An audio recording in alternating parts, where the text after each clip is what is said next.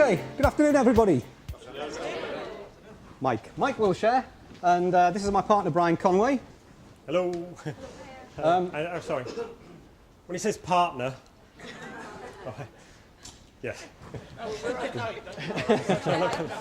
Okay. So look, we're delighted to welcome you here this afternoon to our workshop on how to improve your ability to handle difficult objections. And this whole thing about objection handling is probably one of the most crucial skills or competencies that any salesperson can have, especially when times start getting tough. So that's what we're focusing on today. This is actually been developed from our Serious Selling classroom training program. It's a 2-day training course. This sounds like a sales plug, but it's not. I mention it because while we've put Serious Selling onto video, one of the things we're going to be doing today is likewise putting some of this training onto video as well and making that available to you. So there's little leaflets on your desks. We'll refer back to those later in the session and explain exactly what you need to do to get your free video content on today's objection handling session. A little bit about Skills Connection. Brian and myself formed the company about 6 years ago. We've both worked pretty extensively in sales roles, a variety of sales roles and sales management roles, in mainly the IT, telecoms, kind of semiconductor, high-tech industry, where selling cycles can be pretty long and complex, and objections can really be the thing that screws up the deal, and maybe quite a big deal, right in the closing session. So we've got some practical experience of putting these things into practice, as well as being able to train them. So that's what I'm covering today. Let me just hand over now to Brian, who'll just give take you through the first part of the session. Yeah, Mike and Brian. Oh, yes. Like Ant and Dec. Yes, yeah. But older. And you're supposed to say, don't look that old. No. Well, you're right, you're not that funny.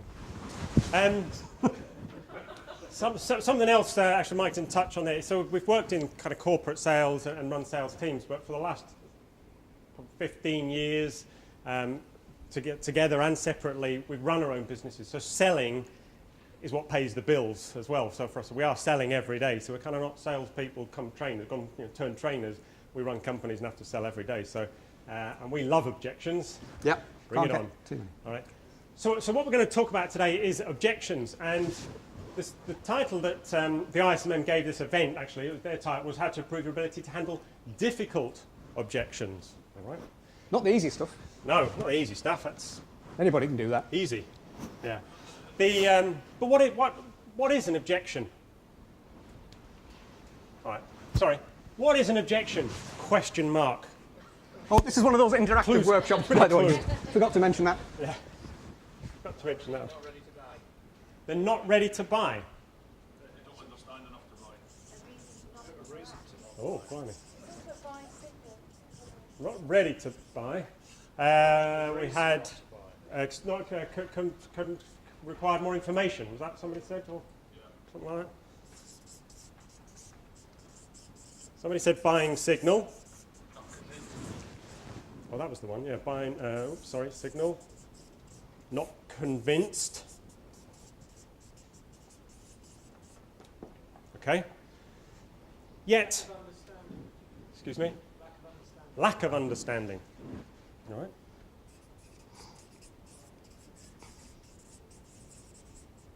Oops. All right. So we've got a definition there of what an objection actually is. Right. Now, why would dealing with any of these things be difficult? Why is it difficult then to handle objections? Why have we got so many in the room today wanting to improve the ability to handle objections? Whereas if already somebody wants us more information, just give them more information, surely. So what makes it difficult for you? Question mark. There's the fear factor as well. A lot of people. Fear factor? Fear factor, they don't like to feel rejected. Okay, so it maybe comes back to the example that Jim gave earlier about this fear of rejection, getting the no at the dance hall. Dance hall. I'm showing my age now. A youngster, so Irish actually, so mind me language. You know how the Irish like to express themselves, don't you? Yeah. You fucking do, don't you? Yeah. Yeah, we used to go to dance halls. But they talked about rejection, the no. Right? So we sort of see some of these questions or objections as something negative quite often, or we fear them, and therefore we have a mindset that kind of becomes a bit defensive. So actually, it's us that makes objections difficult. That story that Jim talked about at the nightclub, when I was in my late teens, in the early 80s, going to nightclubs that finished at 2, what happened at 10 to 2? The slow section, as Jim talked about. Me and my mates actually used to play a game called the Blowout Game. So getting a blowout was getting a no. We actually made a game of it. So the objective, was to get the most no's. That was the winner. Tell what sort of sad life feeling. Yeah. Still one of my favourite hobbies is getting no's. And, but you can imagine the difference if the objective was to get no's, imagine the difference that made in kind of mindset. We weren't scared of them now, we wanted them, we hungered for no's. It was just a silly game we used to play. It was very tactical, though. You had to be very, very clever. You go up to a bunch of girls and you sort of say, right, which is one most likely to say no, and then ask all her mates. That's a bag 2 or 3 no's there easily.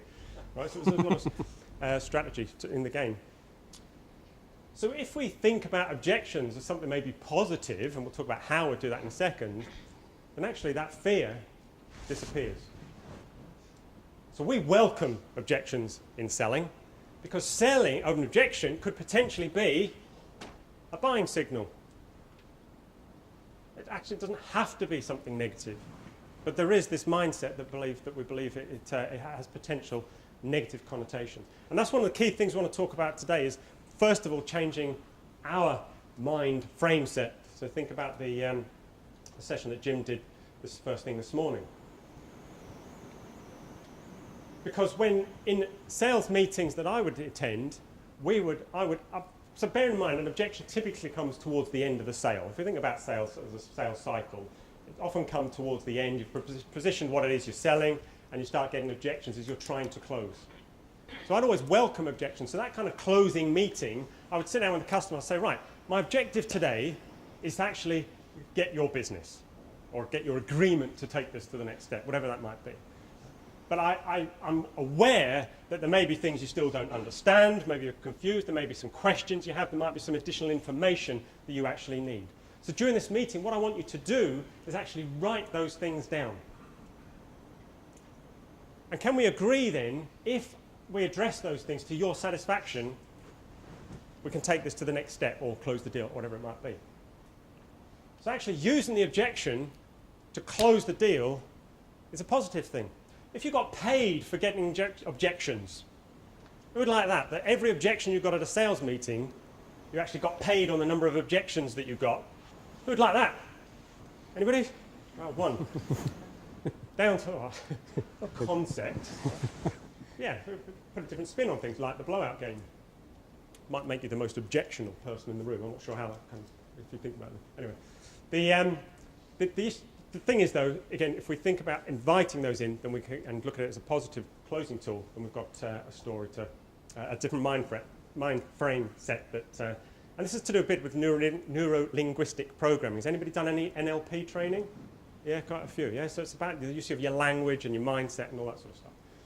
So what we're going to do is think about where do people go wrong. And the first thing is thinking of objections as something negative.